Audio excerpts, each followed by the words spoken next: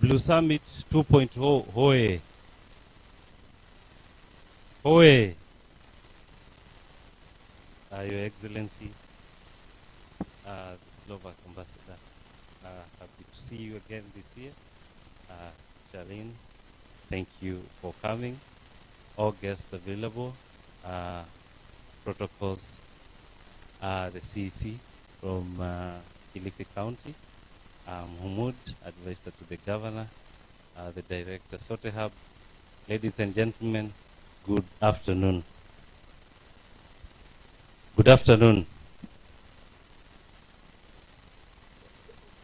I'm here to make a simple presentation about the Blue Economy Summit, and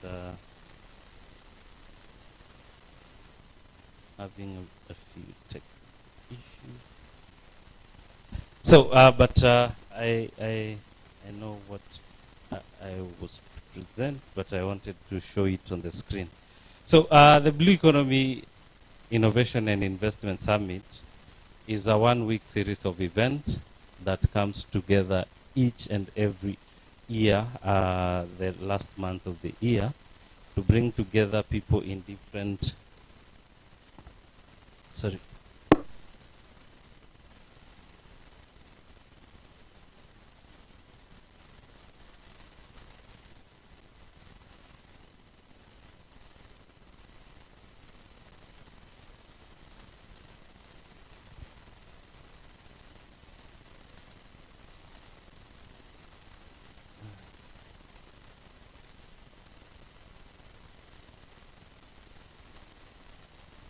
Sorry for the, yeah. Now it's on. Okay, thank you. So the Blue Economy Innovation and Investment Summit is a one-week series of events that bring together different players in the blue economy sector, and we try to come up with different sector and value chains conversation that push us to the next level in our economy. These are the activity that happens in that week. We have boot camps, we have keynote speeches, we have panel discussion, we have a series of hackathons, we have exhibition and showcases, as you can see as you enter our compound. Networking sessions are part of that. So this year's event has been a successful event. We started on Thursday 26 with the Women in Blue Economy event happening here at Sotehab. We had a good turnout and a very good event thanks to the women in the blue economy and our partners for organizing a very successful event. On Friday 27th, we went to Kilifi for the Kilifi Innovation Summit, where we met different innovators from the Kilifi County. On 28th, we needed to sensitize people on the effects of the climate. So we did a green promotion of green mobility by doing one, a cycling event. We did two, walk event, and three, we cleaned the beach at the Nyali beach. So thank you to all the participants that participated on Saturday. The same day, we started another event, the Cybersecurity Hackathon, and you can see to your, that will be your right, your left, sorry. The team that participated in the hackathon, branded in the Cybersecurity Hackathon t-shirts. The event went on from Saturday morning without sleep. We went through the night with the team up to Sunday afternoon, and we had a very engaging day. On Monday, this event we have brought in all innovation hubs in Mombasa. We had an event for SME startup fundraising, and that event was held at TechBridge here with us. Then on Tuesday, we went to Yepi, that is in Mombasa Town Center, for an event on sustainable tourism. On November 1st, was the day, we had an event on Blue Tech with Ocean Hub in South Africa, with all the partner hubs joining from Mombasa. Then today we are here at the hackathon and startup pitches to see what people have been able to do and also have innovators from the region. Tomorrow we'll be expecting to have the main summit and the closure of the week. So why are we doing this? We are bringing in a blend of innovation and technology. So that is the Blue Tech vertical. So this is the technologies and innovation that are helping us bring the challenges that face our oceans and the ocean's economies to uplift them. So these are the kind of things that we expect in the Blue Tech space: ocean exploration and conservation, maritime transportation, and sustainable resource management. For these, there exist threats to the blue economy. I have listed these challenges. There is overfishing, there is climate change, there is plastic and land-based pollution, and then there is an increase in invasive species. The possible solution and opportunities that are there is sustainable blue food, that is sustainable fisheries and sustainable aquaculture, and finding sustainable seafood so that we can be able to reduce the overfishing, sorry. Then there is ocean-based renewable energy. That is also an area of that is still not yet fully exploited. Then there is a lot that we have to do in the plastic pollution and agricultural runoffs, because chemical pollutants from the farm have been on the rise. Then the next one is low carbon transportation, that is at the ports, coastal infrastructure.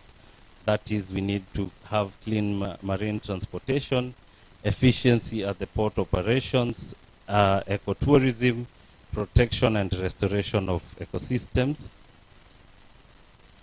But to do this, I need to tell you where we've come from and what as SOTEHUB we've been able to do to curb this. So we have our Go Blue program that we usually have.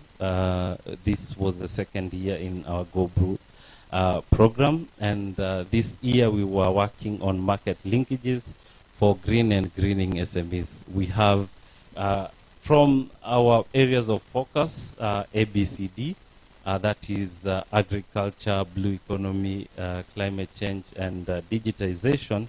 This year we focused, we combined blue economy and climate change, and taking care of the greening aspect.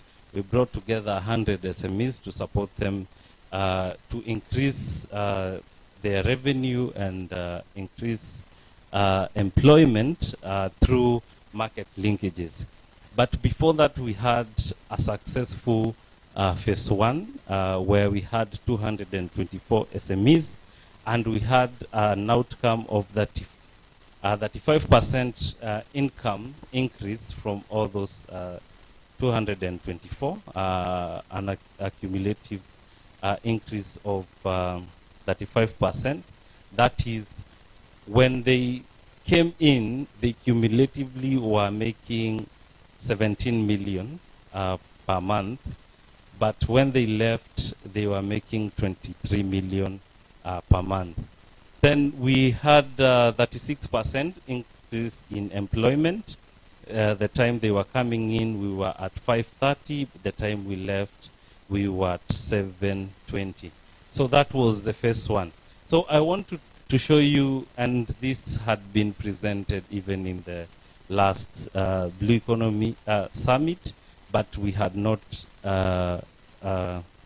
communicated the outcome because that was actually the end of the program.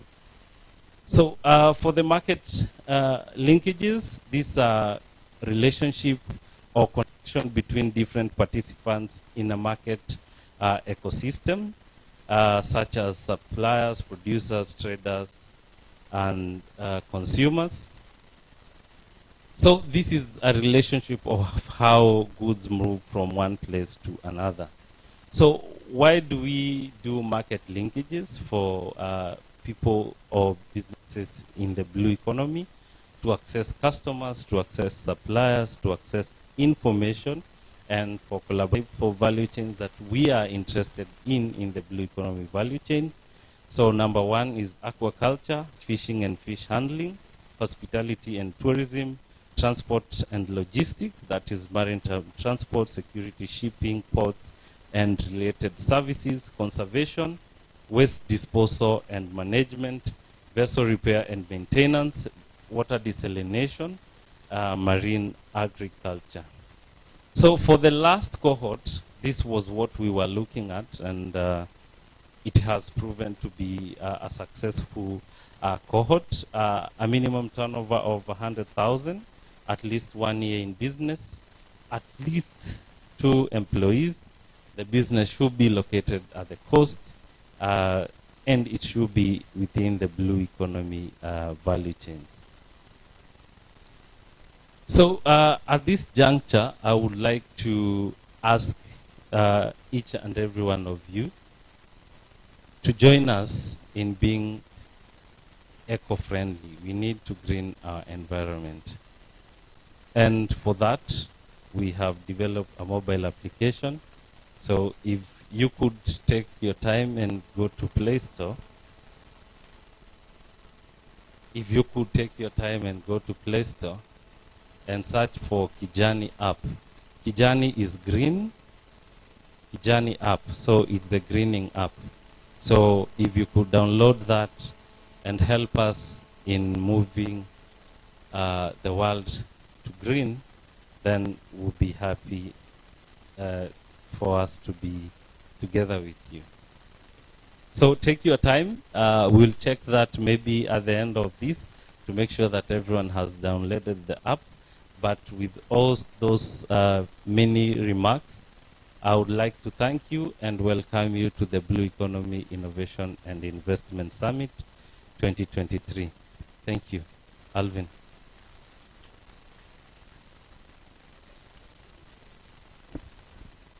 Thank you so much, Ken. We can clap better for him. Asante. So this journey began on a very interesting note, and I think we had a lot of fun as we were creating impact through the weekend, and even the guys who are the hackathon can attest to it, that it was 24 hours of hacking solutions to the cybersecurity problems. So I want to honor some of the partners that we've been working with through all the planning and also the implementation of this summit. I want to begin with Balozi. We want to really thank Slovacade for the enormous support that we have seen this far, and also supporting the vision that we had in promotion of the blue economy. I want to also recognize other partners, including ESET, that were very instrumental through all this. Others, including GIZ, including UN Habitat and Business Finland. I also want to thank the other partners that we've worked with throughout the planning, especially the beach cleanup, the cycling events, including Baustaka, including our friend Savio from Mount Kenya. Tumpigie Savio makofi, all the way from Mount Kenya Hub. We are so honored to have you, sir. So I will also honor our friend, the chief mentor from Swahili Port. Asante sana kwa kuja, tumpigie makofi. The hubs we've worked with, asanteni sana for your support and also hosting some of the side events. And this include IOME 001 by Red Cross. Tuwapigie makofi. I also honor TechBridge, Roslyn, asante sana for the enormous support. Tumpigie makofi. Azina Accelerator for the tremendous support. I want to welcome a representative from ESET, who is supposed to give us a few remarks. Sorry. Okay. Then I will welcome Joylyn Kirui. Joylyn, tumpigie Joylyn makofi as she takes the podium. Asante sana Joylyn and karibu. And then Emmanuel, this microphone, I think, can bring the other one.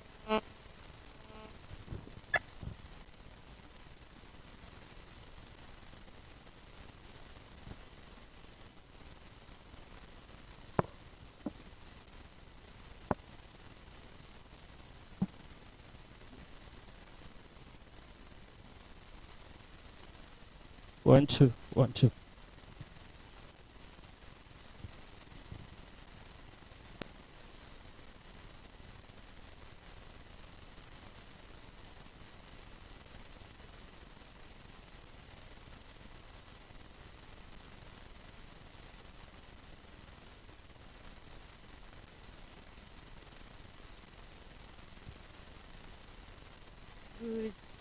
Good afternoon.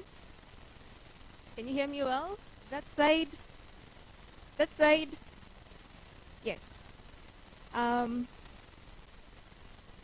It's a privilege to be here and in the midst of our honorable guests and every one of us. My name is Joylyn Kirui. I'm a senior cloud security advocate at Microsoft, and I've been in the cybersecurity field for more than 10 years.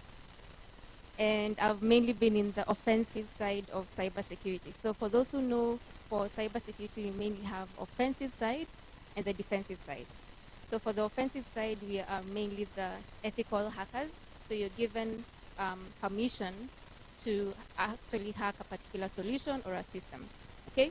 So I know that's what you guys are working on over the weekend. And how much fun was it? It was so much fun, right? Yes? You can do it as a career, yeah? So I'll talk to you about how you can be able to take that as well into a career, ethically, okay? And I'm also open to mentorship as well, and just talking to you about the cybersecurity career, okay? Actually hacked employs you. Do you know what happens to you right now when you do that? You can actually get imprisoned. Yes. So right now we are quite keen on responsible disclosure. So you can actually get money from being an ethical hacker by giving those vulnerabilities to those companies, and then they pay you for that. That's why we talk about bug bounty programs, okay? So in Kenya, we also have some companies that are enrolled in bug bounty programs. Some examples are like Safaricom. I used to manage the bug bounty program for Safaricom when I was back in there. So please, if you want to get into that track, enroll in the bug bounty program. We have various as well. We have HackerOne, we have Bug Crowd, we have Bug Hunter, we have various organizations have various bug bounty programs. So within Microsoft, we have our own bug bounty program as well. So I've not seen any researchers in Kenya. So please, I am hoping to see some of you there. Tafadhali, okay? So yes, so for Microsoft, it's called the MSRC, the Microsoft Security Researcher, okay? So please, if you want to get paid in dollars, please, you can go in and let's be responsible hackers as well, okay? So for those who are not, you don't know maybe what we mean by cybersecurity. I don't know if all of us know what cybersecurity is. By show of hand, cybersecurity, do you understand what cybersecurity is? You do? I wish I had a microphone. I'd give you just to talk a little bit about it. So the main pillars of cybersecurity is what we call confidentiality, integrity, and availability. We usually abbreviate it to CIA, but it has nothing to do with the CIA that you see in the movies. So yes, so the CIA. So everything boils down to confidentiality, integrity, and availability, making sure that whatever transactions you're performing are confidential, no unauthorized person is able to access them. For integrity, we want to make sure that the data that is being transmitted or the access is actually not affected. It is what you're expecting to access is what you actually access, okay? And for availability is if you're trying to access something, you actually access it. So we have something called denial of service. So for denial of service is when you're trying to access a particular resource and you're not able to access it because someone has brute forced a lot of requests to that site to an extent that it cannot be able to withhold that particular network. So it breaks down, okay? So everything boils down to confidentiality, integrity, and availability, okay? So yes, everything around, I know when you were hacking, you were looking at the OWASP top 10 vulnerabilities as well. So every 4 years, we look at the common vulnerabilities that have been there throughout the 4 years, and then we try and exploit those vulnerabilities and see if they're actually within those systems, okay? I'd like to hear, like, what cool vulnerability were you guys able to find? Anyone? Anyone? Were you able to actually exploit a vulnerability? Yes? No one? Okay. I think we'll talk a little bit more after this, okay? So I know for those who are hacking, you are not only doing the cybersecurity bit, but there are those who are also building products. And for those who are building products and you are actually hacking towards producing a particular product, we have solutions as well for Microsoft that can be able to help you. So right now we have the Founders Hub. So we are currently in the era of AI, where everything is being integrated into artificial intelligence, machine learning. So if you want to produce products, you can be able to leverage free resources that are available to you. I know like accessing services like OpenAI requires a particular cost implication. So with the Microsoft for Startups Founders Hub, which you can access through aka.ms/GEFH, you can be able to register using your LinkedIn accounts, and you're able to get those resources for free, which can span up to 4 years. So up until your startup actually matures and you can be able to scale it, okay? So part of the solutions that we look at within the Founders Hub, they're actually giving you $150,000 in free Azure credits, and as well as the other products that we have available within GitHub and Microsoft 365. So it spans across several levels. So you might be able to be in the idea stage where you're just thinking of a particular solution, how you can be able to build it. So in this stage, you're able to access particular resources as well, and you can scale that solution until the point where you're able to scale it. So it has 4 levels where you can have it in the idea stage, developing stage, and then where you're growing, and then now after growing, you're scaling it out to a bigger audience. So this can take even up to 5 years.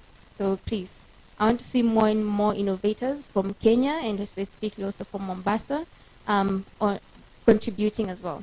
So I was earlier in Switzerland and I was so impressed the number of startups that they have there, and they're building a lot of solutions that is integrating into artificial intelligence. I want to see that.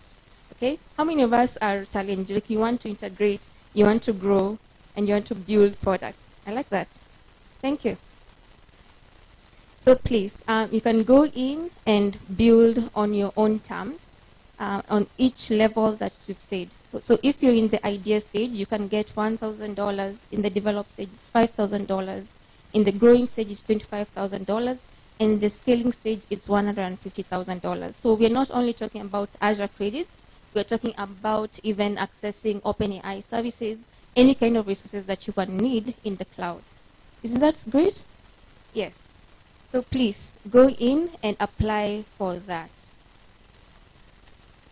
So I'll be available as well for any questions in regards to cybersecurity, how you can be able to get into the field, how you can be able to grow in the field as well, also for mentorship ideas as well, and ethical hacking, offensive, defensive side. Thank you very much.